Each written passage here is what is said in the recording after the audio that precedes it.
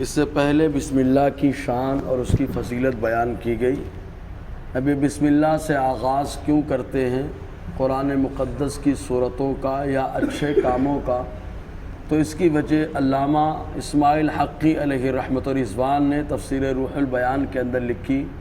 فرماتے ہیں کہ عرب میں یہ دستور تھا کہ وہ اپنے معبودان باطلہ کے نام سے آغاز کرتے اور یوں کہتے بسم اللہ والعزیٰ، لات عزیٰ کے نام سے شروع۔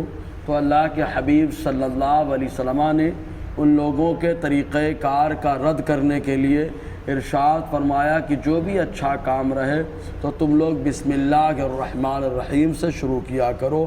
اس وقت اس کا حکم ملا۔ اب یہ اللہ کے نام سے شروع، اور اللہ تبارک و تعالیٰ جو لفظ اللہ ہے یہ اللہ تبارک و تعالیٰ کا علم ذاتی ہے۔ اللہ تبارک و تعالیٰ کا علم ذاتی صفاتی نام نہیں ہے۔ صفاتی نام رحمان و رحیم اور بہت سارے ہیں۔ خود حدیث پاک میں آیا، حضرت ابو ہریرہ رضی اللہ تعالی عنہ ارشاد فرماتے ہیں کہ اللہ کے نبی صلی اللہ علیہ وسلم نے ارشاد فرمایا، اللہ تبارک و تعالیٰ کے 99 نام ہے، جو بندے اللہ تعالیٰ کے ناموں کو یاد کر لے اللہ تعالیٰ اس کا داخلہ جنت میں فرما دیتا ہے۔ تو اللہ تبارک و تعالیٰ کے صفاتی نام ہے، اور علمی نام ذاتی نام صرف ایک ہے اور وہ ہے اللہ۔ اب اللہ تبارک و تعالیٰ کے نام جو ہے آیا کون سے لیے جا سکتے ہیں؟ صرف وہی جو قرآن و حدیث میں آئے، یا اس کے علاوہ بھی نام اللہ تعالیٰ کے لیے جا سکتے ہیں؟ تو اس سلسلے میں دو قول ہیں، دو مذہب ہیں۔ کچھ لوگ اس بات کے قائل ہیں کہ اللہ تبارک و تعالیٰ کے نام چاہے قرآن حدیث میں ہوں یا اس کے علاوہ میں ہوں وہ لیے جا سکتے ہیں۔ انہوں نے دلیل کے طور پر یہ بات پیش فرمائی کہ ایک روایت میں آیا کہ اللہ کے حبیب صلی اللہ علیہ وسلم نے فرمایا، اللہ تبارک و تعالیٰ کے بہت سارے نام، 1000 نام تورات میں ہیں، 1000 نام انجیل میں ہیں، 1000 نام زبور میں ہیں، اور قرآن و احادیث میں بھی 1000 ہے، اور اس کے علاوہ لوح محفوظ میں ہے۔ یہیں سے معلوم ہوتا ہے کہ تورات جس زبان میں ہے، زبور جس زبان میں ہے، عبرانی زمانے یہ سب، تو اللہ تبارک و تعالیٰ کے نام ان زبانوں میں بھی موجود ہے۔ لہٰذا ان کا کہنا یہ ہے کہ اللہ تعالیٰ کا نام چاہے قرآن و حدیث میں آیا ہو یا نہ آیا ہو وہ لیا جا سکتا ہے۔ لیکن دوسرا قول اور اسی پر فتویٰ ہے کہ وہی اللہ تعالیٰ کے صرف وہی نام لیے جا سکتے ہیں جو قرآن و حدیث کے اندر آئے، کیونکہ اللہ تبارک و تعالیٰ کے اسماء توقیفی ہیں، یعنی قرآن و حدیث میں ڈیپینڈ کرتے ہیں۔ اپنے انداز میں انسان اللہ تعالیٰ کا نام نہیں رکھ سکتا ہے۔ اللہ تعالیٰ کو انہی نام سے پکارا جا سکتا ہے جن ناموں سے اللہ تعالیٰ نے خود اپنے آپ کو مخاطب کیا، اپنے آپ کو موصوف کیا، اور اپنے محبوب کی زبانوں سے اپنے نام کو جاری فرما دیا۔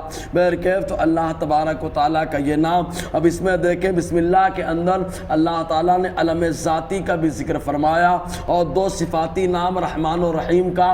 آخر اس کی وجہ کیا ہے؟ تو اللہ تبارک و تعالیٰ نے صفاتی نام کا ذکر کیا، تو اللہ تعالیٰ کا نام ایک ایسا ہوتا ہے جس کو اسم اعظم کہا جاتا ہے، اور اسم اعظم کی وجہ سے اللہ تبارک و تعالیٰ دعاؤں کو قبول فرماتا ہے۔ چنانچہ ایک بنی اسرائیل میں شخص رہتا تھا حضرت موسیٰ علیہ السلام کے زمانے میں، جس کا نام بلعام باعورہ تھا۔ چنانچہ خود قرآن مقدس میں اس کا ذکر موجود ہے۔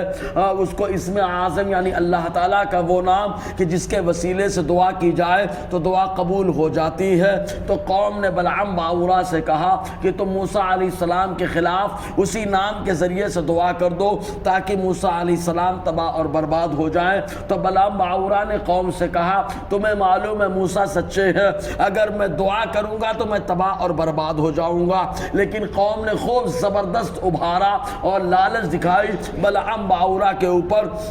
لوگوں کا دباؤ اور دنیا کی لالچ آ گئی۔ دعا کرنے کے لیے زبانات کو اٹھایا، زبان کو کھولا، جب کرنے لگا تو زبان پلٹ نہیں رہی تھی، دعا مطلب جو کرتا اس کے خلاف ہوتی۔ اس طریقے سے وہ تباہ اور برباد ہوا۔ تو اسم اعظم اللہ تعالیٰ کا وہ نام ہے جس کے ذریعے سے دعائیں قبول ہوتی ہیں۔ اب اسم اعظم کیا ہے؟ تو جمہور یہی کہتے ہیں اللہ یہی اسم اعظم ہے، یہی اللہ تبارک و تعالیٰ کا اسم اعظم۔ خود حدیث پاک میں آیا سورہ بقرہ میں اسم اعظم تلاش کرو، سورہ طٰہٰ میں اسم اعظم تلاش کرو، دونوں جگہ جب دیکھیں گے تو ایک ہی لفظ جو ہے مشترک ملتا ہے، اللہ اللہ۔ تو یہ اللہ تبارک و تعالیٰ کا نام وہ نام ہے کہ جمہور اسم اعظم کہتے ہیں۔ تو اللہ کے نام سے شروع، اب اللہ تبارک و تعالیٰ شروعات کے اندر اب اللہ تبارک و تعالیٰ کا معاملہ ایسا ہے کہ بندے کو جو ہے اپنی صفت رحیمی اور رحمت کو دکھانا ضروری ہے، اس لیے اللہ تبارک و تعالیٰ نے فوراً اپنے ذاتی نام کے ساتھ بسم اللہ کے اندر دو صفاتی نام کو رکھا کہ اللہ کی رحمت کیسی ہے۔ بس اتنا سمجھ لے کہ اللہ تبارک و تعالیٰ کی رحمت ایسی کہ خود اللہ تبارک و تعالیٰ حدیث قدسی میں ارشاد فرماتا ہے، میرے غضب پر اور میرے جلال پر میری رحمت کا غلبہ ہو جاتا ہے، میری رحمت غالب آ جاتی ہے۔ اور اللہ تبارک و تعالیٰ کی رحمت کا معاملہ ایسا کہ خود حضور صلی اللہ علیہ وسلم نے فرمایا اللہ تعالیٰ نے اپنی رحمت کے 100 حصے کیے، 99 حصوں کو اللہ تعالیٰ نے رکھ لیا اور ایک حصے کو دنیا میں رکھا، دنیا میں ظاہر فرمایا۔ اسی ایک حصے کی وجہ سے بھائی بھائی سے محبت کرتا ہے، ماں بیٹے سے محبت کرتی ہے، یعنی دنیا میں جو مہربانیاں پائی جاتی ہیں اسی ایک رحمت کا حصہ ہے۔ اور روز محشر اللہ تبارک و تعالیٰ اپنے 99 رحمتوں کا اظہار فرمائے گا۔ اب اللہ تعالیٰ کا نام رحمان اور رحیم یہاں پر کیوں آیا، انشاءاللہ آگے گفتگو رہے گی۔ اللہ تعالیٰ